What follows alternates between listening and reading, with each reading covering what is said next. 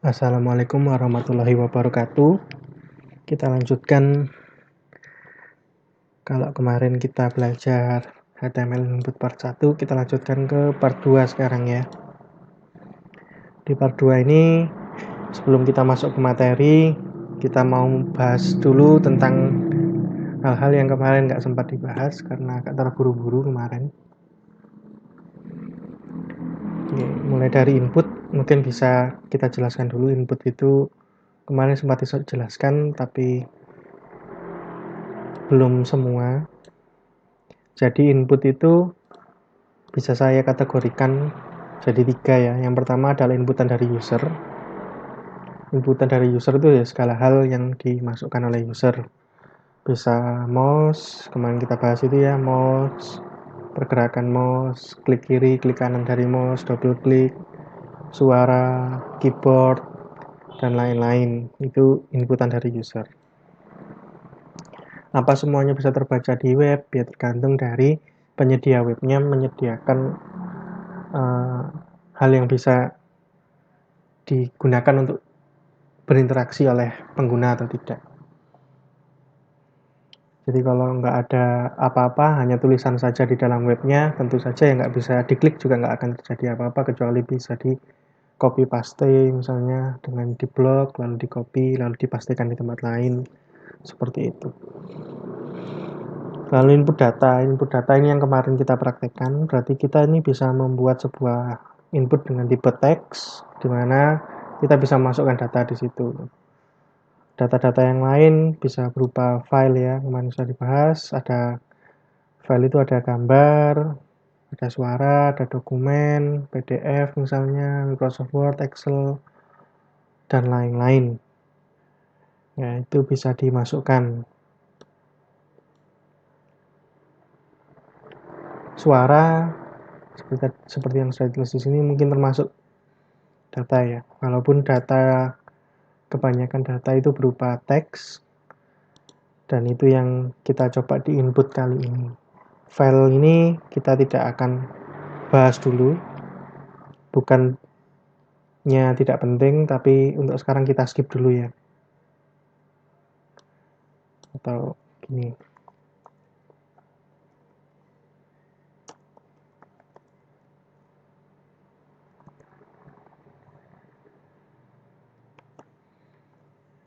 Lalu untuk input di dalam HTML sendiri ada yang namanya input HTML element atau tag. Nah, itu berbeda dengan input yang atas ya. Ini hanya salah satu HTML element yang dimiliki oleh HTML, yaitu input. Berbeda dengan yang dimaksud dengan yang di atas. Dan itu yang kita pelajari saat ini adalah ya gabungan dari ketiganya. Nanti kita tidak akan bahas HTML input saja, kita akan bahas yang lain juga. Apa itu ya nanti kita akan pelajari di video ini atau mungkin video berikutnya. Berikutnya untuk kita skip ke form dulu ya. Untuk formulir, jadi formulir itu kemarin kita bahas sebagai penampung beberapa jenis input. Maksudnya itu adalah ya tadi HTML elemen yang digunakan untuk memasukkan data. Itu nggak cuma input saja, tapi ada yang lain lagi. Contohnya input, tapi ada yang lain dan belum kita bahas. Jadi kalau mau dituliskan ya mungkin Anda nggak paham. Jadi salah satunya adalah text area misalnya, atau ada lagi yang lain, yaitu untuk membuat drop down ya, dengan select.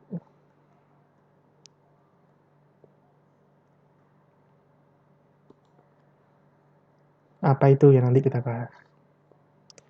Nah, mungkin ada tambahan lagi dari form ini yang belum kita pelajari. Selain ini nanti mungkin sempat muncul ya, tapi sekarang masih tanda tanya, yang berhubungan dengan file ya.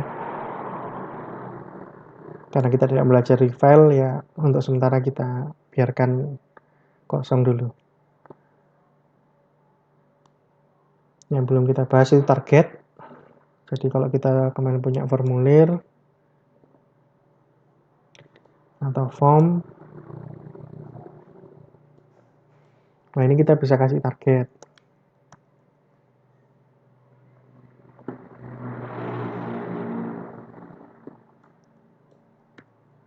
Untuk target sendiri, ini memiliki value yang sama seperti method. Ini ada post, ada get, gitu. Sesuatu yang sudah ditentukan. Beda dengan action yang memiliki isi terserah atau tergantung dari file-file yang kita sediakan, ya actionnya mau diarahkan kemana, bukan pilihan gitu ya, tidak ada pilihan. Target ini ada pilihannya. Kita lihat di sini aja. Jadi untuk target ini ada blank. Blank itu artinya pindah ke tab atau window baru, tergantung dari browsernya ya. Bisa pindah ke tab, bisa juga pindah ke window baru. Jadi ketika Anda klik sebuah link, maka akan pindah ke atau akan membuka window atau tab baru. Yang lama tetap, yang lama tidak ditutup gitu istilahnya. Sedangkan self itu yang berarti browser yang menampilkan web kita ini akan berubah menjadi sesuatu yang baru. Misalnya pindah ke halaman B, ya berarti yang selama ini ada di index.html pindah ke b.html misalnya. Berarti windownya berubah. Parent, top, dan frame name ini maksudnya ya nama dari framenya ya, bisa macam-macam, bisa A, B, C, D, E, nama frame. Dan 3 ini ada hubungannya dengan frame. Frame itu adalah sesuatu yang disediakan oleh HTML, tapi karena memiliki celah keamanan, sebaiknya tidak digunakan. Karena ada orang-orang yang bisa memanfaatkan frame untuk meretas halaman web kita menggunakan frame. Jadi sebaiknya tidak digunakan. Tapi kalau dijelaskan secara singkat, parent itu adalah membuka. Kalau kita ada di dalam sebuah frame, berarti ya di frame itu sendiri gitu ya. Frame itu sendiri yang berubah. Kalau top itu berarti kalau kita ada di dalam frame, maka di luar frame-nya. Kalau frame-nya ada di dalam sebuah window, ya berarti window itu yang berganti tampilannya gitu. Kalau frame name ya sesuai dengan frame name-nya itu yang nanti akan berubah. Tapi kebanyakan yang dipakai dua ini ya, blank atau self. Jadi kalau kita pakai targetnya adalah defaultnya adalah self ya. Jadi ini underscore ya, bukan dash atau garis penghubung. Self ini adalah defaultnya, jadi nggak usah dituliskan target sama dengan self. Otomatis itu yang dipakai. Jadi kalau ini kita refresh, kita submit, maka seperti itu ya. Kalau satunya lagi adalah blank.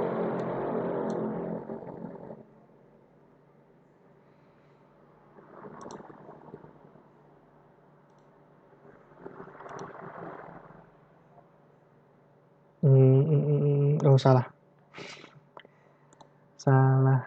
kita nggak pakai ini ya, html2.html, bukan html.html. Salah file yang dibuka.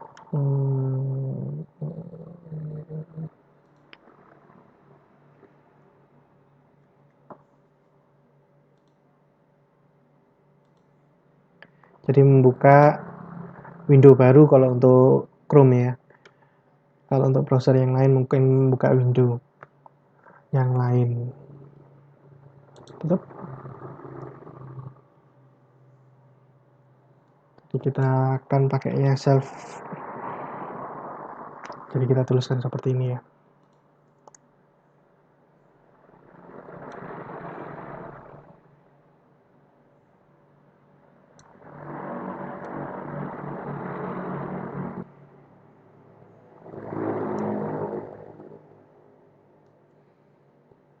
Oke, ini ada yang salah ya formnya. Setelah saya baca lagi, tutupnya kurang. Jadi harusnya seperti itu. Ini di dalamnya udah oke. Lalu karena login itu kebanyakan kita ngikuti aja ya, kebanyakan nggak ditaruh di sini ya. Login itu biasanya ditaruh di misalnya jadi bagian dari menu, tapi ada di kanan. Jadi ada di atas sendiri dari halaman. Nah, kita buat seperti itu, kita pindah. Kita masukkan ke dalam div.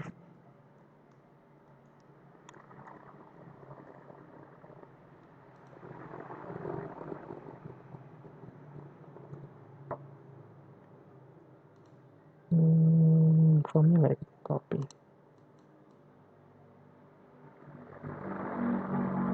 Oh iya, ada yang kurang tepat lagi. Ini ya labelnya di luarnya form. Harusnya kan ya jadi satu bagian ya, berarti dekat dengan input yang dimaksud atau input yang ditunjuk. Kita taruh di ini ya.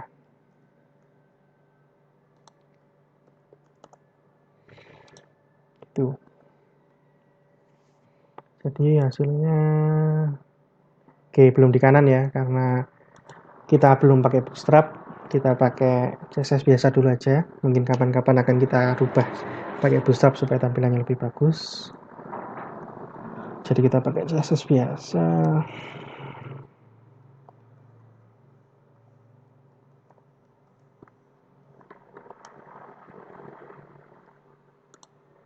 Oke, semacam ini ya. Kalau dibuka secara lebar gini. Oke, ada yang kurang enak dilihat juga ya. Mungkin gambarnya harusnya sama dengan tulisan ini, yaitu ada di tengah layar. Kita pindah juga. Ini sudah ada di dalamnya div. Div-nya kita tambah sama style.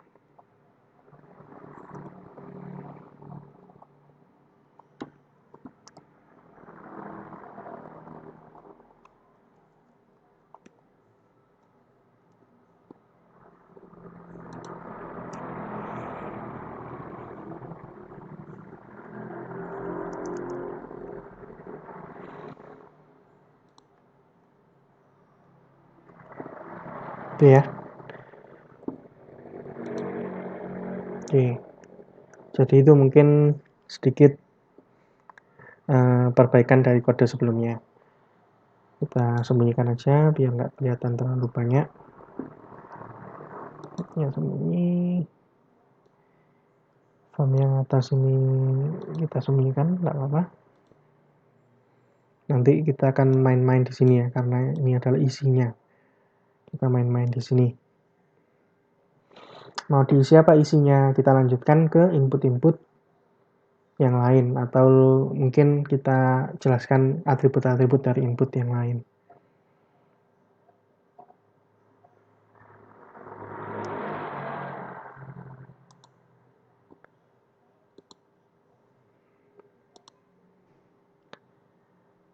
Jadi yang sudah kita bahas kemarin ini ya, reset kalau nggak salah kemarin sudah reset.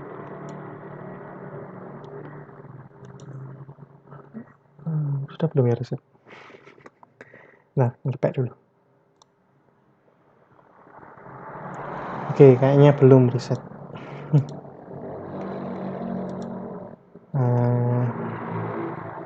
Kita coba dulu reset ya. Kita tambahkan reset di dalam login tadi.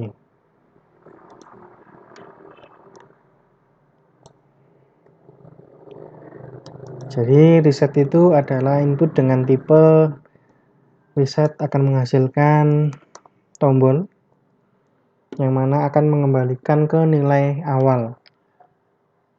Nilai awal itu yang dimaksud apa? Kita coba di sini. Ini kosong ya. Ada tombol reset. Jadi kalau saya isi kembali ke nilai awalnya, di sini kosong. Bukan berarti akan dihapus isian tadi, tapi akan dikembalikan ke nilai awal. Kosong di sini adalah nilai awalnya. Kemarin kita sudah bahas ada yang namanya value. Jadi input type submit ini kita bisa kasih value kemarin ya. Ada yang login.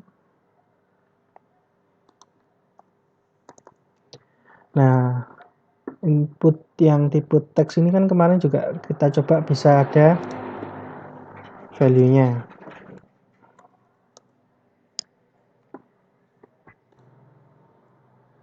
Misalnya username-nya memiliki value awal AAA. Jadi begitu pertama kali dibuka halaman dari webnya, muncul ini ya AAA. AA-nya bisa kita ganti. Itu kalau kita reset kembali ke AAA. Jadi reset itu mengembalikan ke nilai awal, bukan menghapus ya. Jadi seperti itu.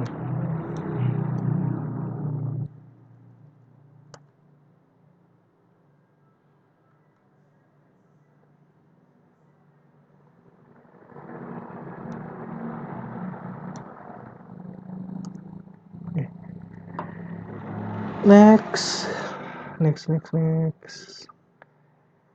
Jadi mau dipakai silakan resetnya.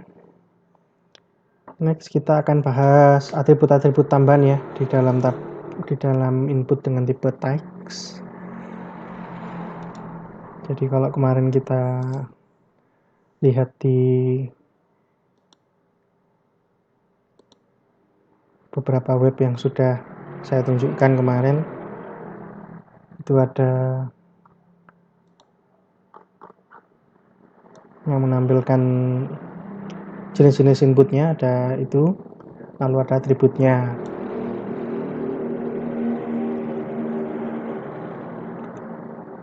Nah ini ada beberapa yang belum kita bahas ya, ini untuk input dengan tipe yang lain, jadi nggak kita bahas dulu. Nah kita lihat ini aja.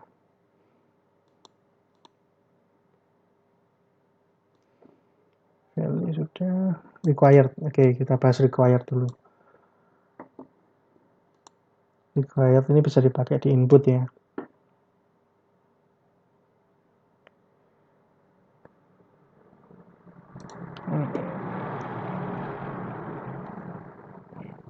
Required ini adalah sebuah atribut yang memiliki perbedaan dengan atribut-atribut yang lain, atau atribut-atribut pada umumnya berbeda dengan required ini. Kalau atribut lain ada nama dari atribut diikuti dengan value dari atribut. Nah, untuk XHTML atau HTML 401 kebanyakan atribut-atribut yang tidak memiliki value itu bisa dituliskan dengan dua cara. Satunya adalah seperti ini, langsung required begitu saja.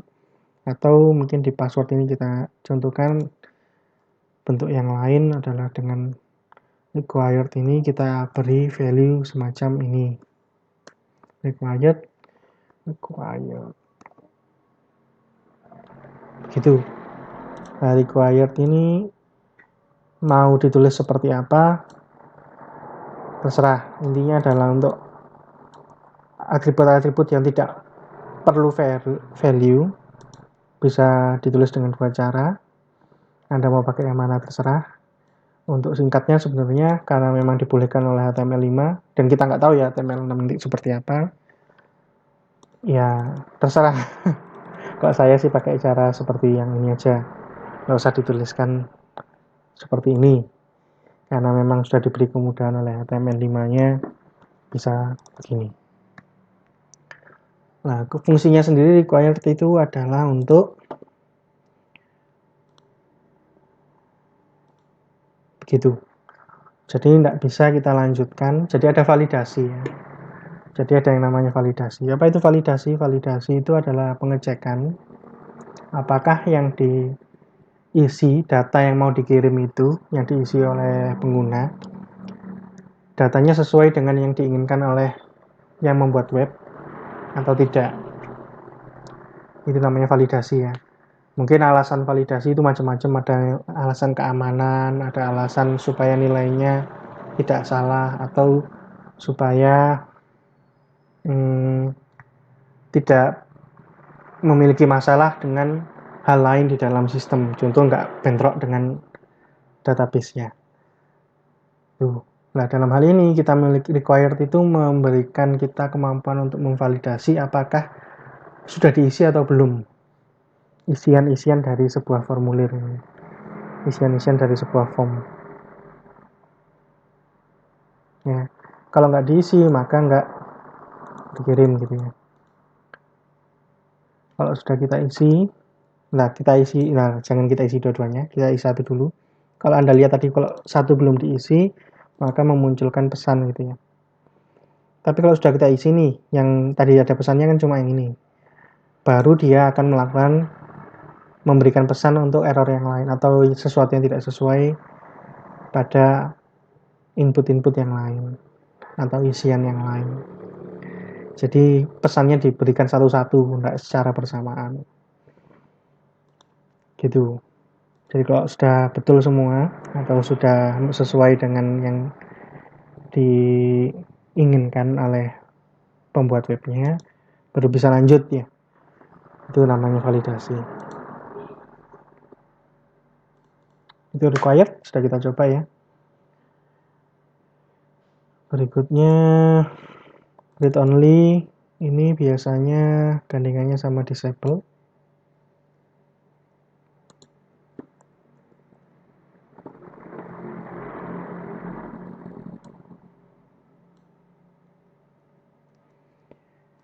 Nah, disabled itu adalah memberikan kita kemampuan untuk menampilkan sesuatu dalam bentuk isian dalam sebuah formulir, tetapi tidak bisa diganti isiannya tersebut.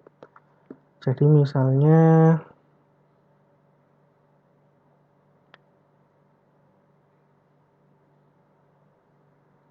kalau di login agak nggak ada ya, kalau di login nggak ada. Jadi kita buat contoh yang agak tidak sesuai gitu, tidak dibutuhkan, tapi ya kita adakan untuk contoh saja.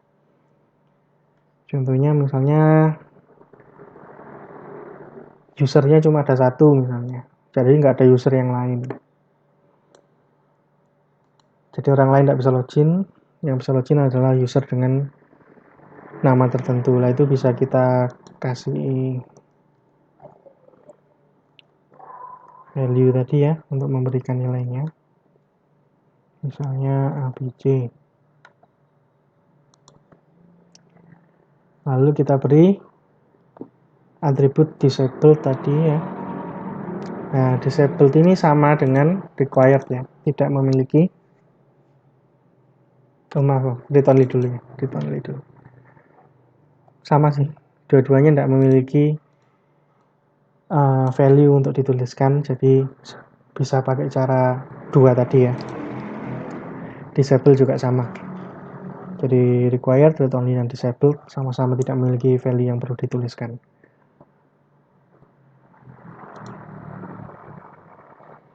Jadi kalau sudah dijalankan ABC, kalau kita klik ini kelihatan ya, beda dengan yang di kanan. Biru ini berarti sudah kita fokuskan, berarti kita klik ini di sini, kita harusnya bisa rubah-rubah. Contohnya ini ya, biru bisa kita rubah-rubah, bisa kita isi. Ini kita klik, tapi kalau kita ketikkan sesuatu ternyata tidak bisa dirubah gitu ya. Kita blok, kita hapus gitu juga tidak bisa berubah. Kalau kita enter pindah gitu ya. Lanjut ke seperti login ini ditekan. Itu contohnya. Jadi read only itu menampilkan isian. Jadi mungkin ada isian-isian yang memang nggak perlu diisi. Contohnya misalnya ada orang ke kecamatan atau ke desa mau membetulkan KTP gitu. Berarti KTP-nya sudah ada sebelumnya. Jadi KTP-nya ini datanya NIK-nya dimasukkan ke sistem oleh petugasnya. Nanti muncul data-data dari warga tersebut ya. Nama, NIK, alamat, dan lain-lain. Nah, untuk nilai-nilai yang bisa dirubah, misalnya alamat yang bisa dirubah, nama mungkin salah bisa dirubah, tetapi NIK-nya kan kemungkinan besar nggak bisa dirubah. atau nggak boleh dirubah. Karena itu kita bisa pakai read only. Bedanya dengan disabled adalah kalau kita ganti dengan disabled, hanya tampilannya saja. Jadi kelihatan bahwa ini adalah sesuatu yang tidak dirubah gitu ya. Tidak boleh dirubah. Kelihatan bedanya dengan yang boleh dirubah. Jadi antara read only dengan disabled kurang lebih seperti itu.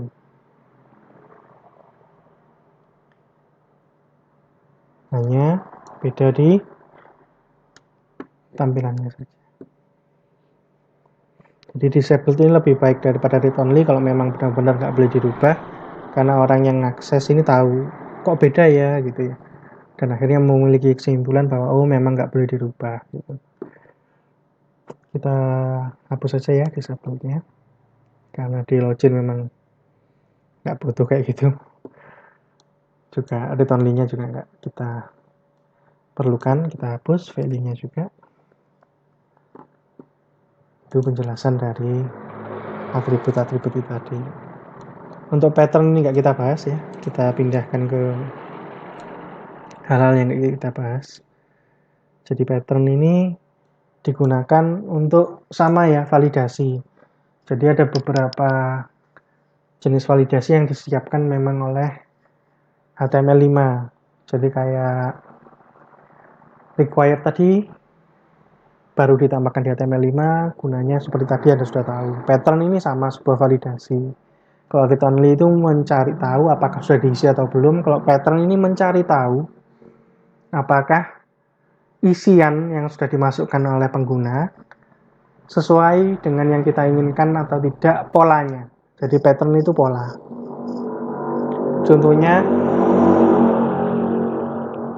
Contohnya kalau Anda lihat email itu memiliki pola.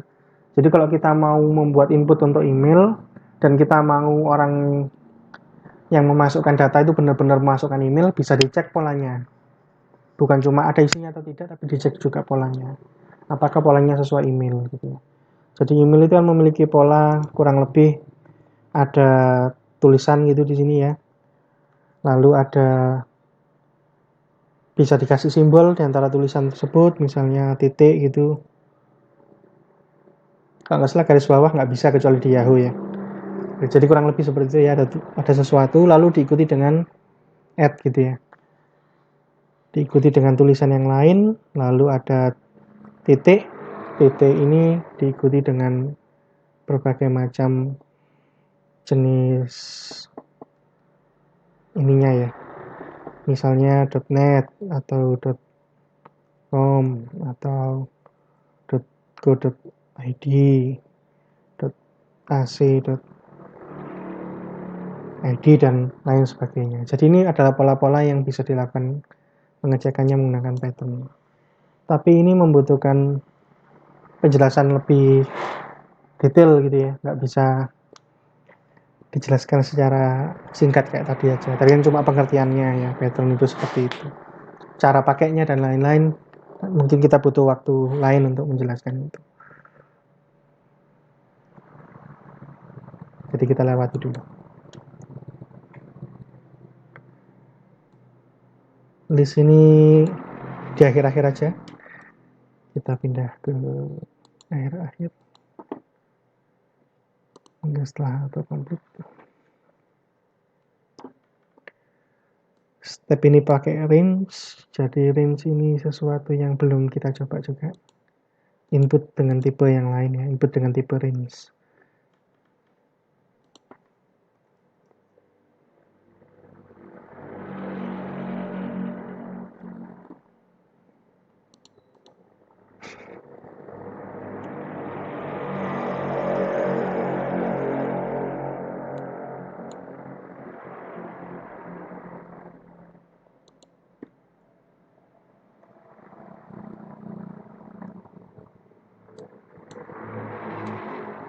Nanti kita coba. Jadi nggak kita lewati, nanti kita coba cuma agak di akhir.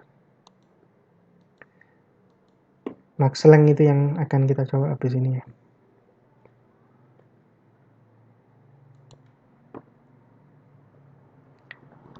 Maxlang itu gunanya salah satu yang tadi mungkin bisa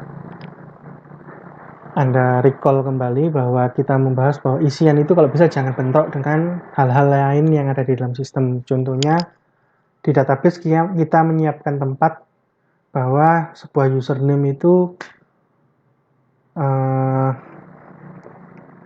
disediakan tempat di database sebanyak 100 karakter.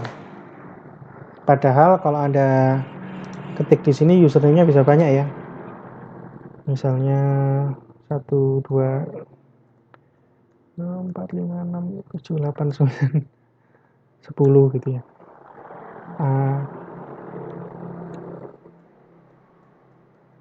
Dan seterusnya, ini ada banyak.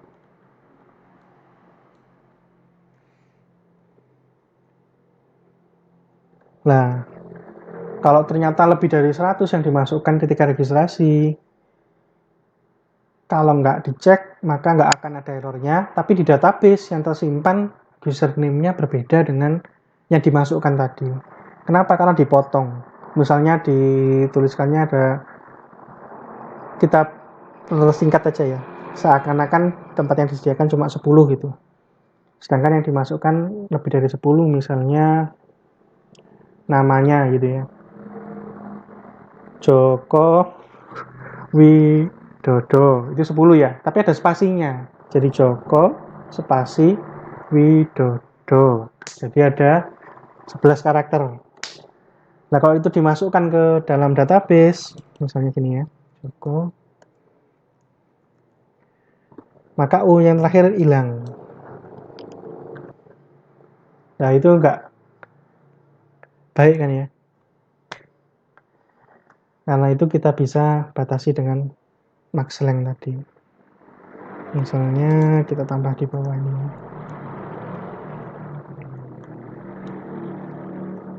Ini nilainya adalah angka ya. Berapa ya maxnya? Misalnya kita buat 20 aja. Berarti username nggak bisa lebih dari 20 karakter. Misalnya 1, 2, 3, 4, 5.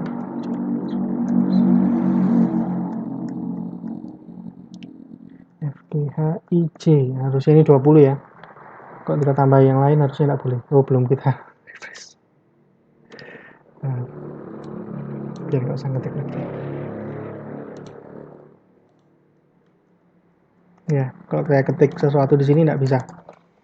Karena maksimal 20. Coba sih kita pastekan di sini, atau ya di sini ya. Udah kita tambahi yang lain, misalnya 1, 2, 3 lagi. Nah, ini kita copy, kita masukkan lagi di sini. Nggak bisa. Jadi ini adalah pembatasan yang gunanya tadi sudah saya jelaskan kenapa dibatasi ya. Tapi punya kelemahan ya, karena batasan-batasan ini masih di dalam HTML-nya, atau lebih karena HTML itu adalah sesuatu yang jalan di browser, bisa diotak-atik oleh penggunanya. Misalnya pakai inspect lalu diganti, maxlang-nya dihilangkan gitu ya. Jadi butuh pengamanan ganda. Di dalam ini hanya untuk pengecekan ini supaya usernya lebih tahu, oh batasannya sekian, tapi nanti di dalam PHP juga ada pengecekan lagi. Jadi di server ada pengecekan lagi. Oke.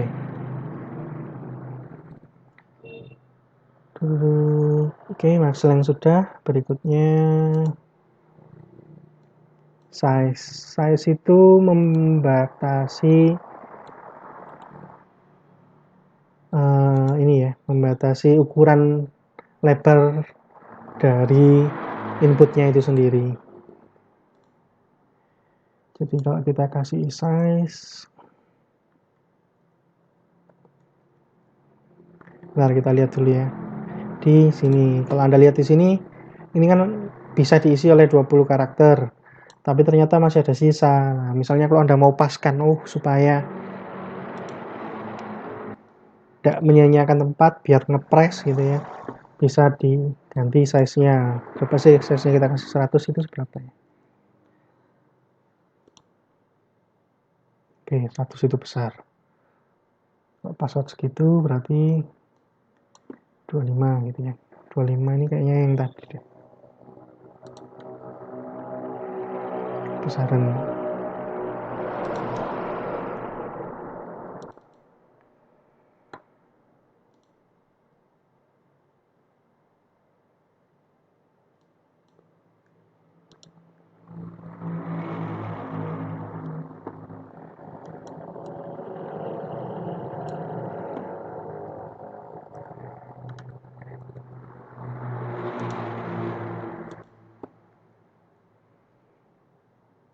Kayaknya 20 itu yang tadi. Berarti kita bisa kecilkan jadi misalnya 16 misalnya.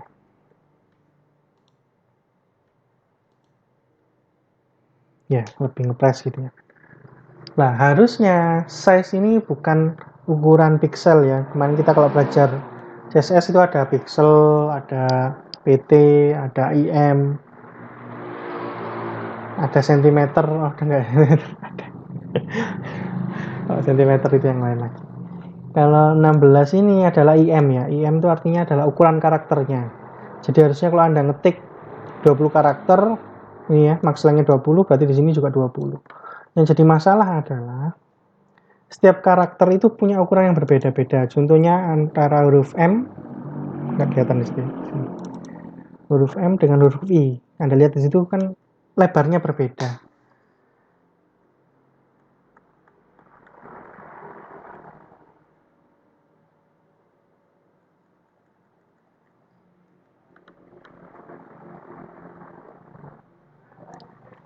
Jadi memang agak sulit untuk mengatur karakter ini sendiri. Jadi ukuran dari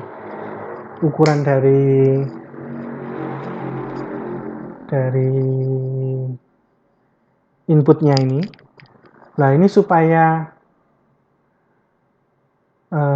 nggak bingung sih sebenarnya ya disamakan aja 20 itu 20 gitu. Jadi lebih sedikit mending daripada kurang gitu.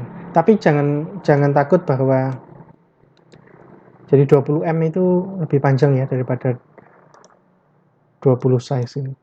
Nah, ini kalau jangan takut bahwa nanti kekecilan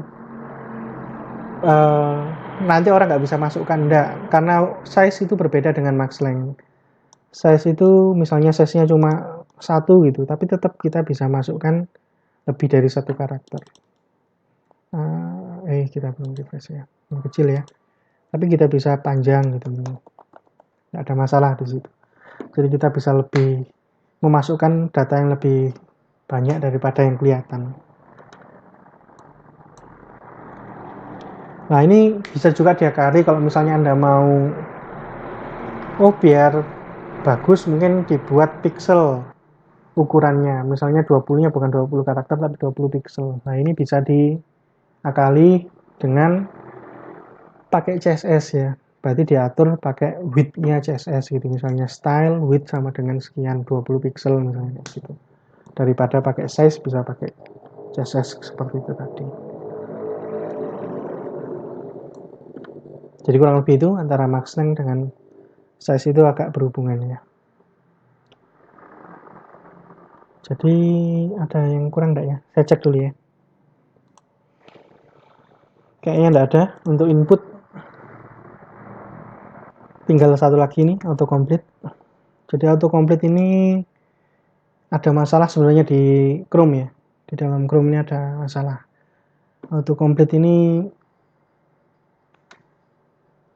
nggak bisa diatur sebenarnya di Chrome. Nggak tahu kenapa.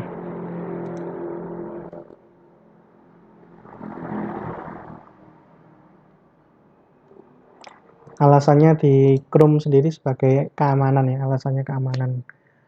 Jadi mau dinonaktifkan atau di disable gitu tetap mengikuti aturan Chrome-nya, nggak bisa. Atau mungkin sekarang sudah bisa ya. Ini saya nyobanya sudah lama sekali autocomplete.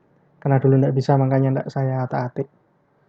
Autocomplete on itu berarti kayak tadi ya, kalau saya ngetik sesuatu atau saya klik aja sudah muncul pilihannya gitu ya. Kalau saya ngelik A berarti yang ada hubungannya dengan A itu, atau bukan yang ada hubungannya, yang mengandung huruf A gitu ya. Kalau AB nggak ada ya. Kalau angka 7 tadi ada. Oke, gitulah pokoknya.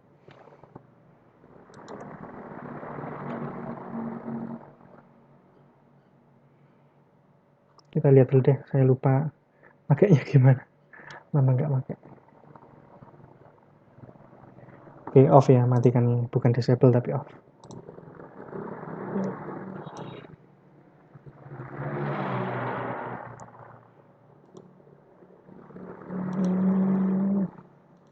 Nah, kalau off ini ternyata bisa ya sekarang ya. Nggak tahu dulu tuh nggak bisa di Chrome. Berarti sekarang sudah bisa. Kalau off berarti apa yang sudah diketikkan sebelumnya nggak akan muncul gitu ya. Tuh, untuk autocomplete.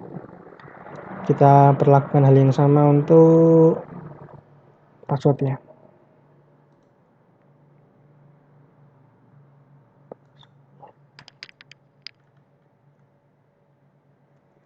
Oke.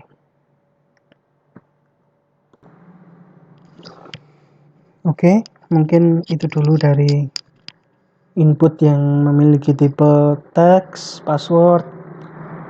Nanti kita akan beralih ke input-input yang lain. Tapi untuk sekarang itu dulu aja. Ada alasan lain kenapa diberhentikan di sini. Nanti kita lanjutkan di video berikutnya. Alasannya ada di komen nanti ya. Bisa dibaca. Oke, assalamualaikum. Wassalamualaikum warahmatullahi wabarakatuh.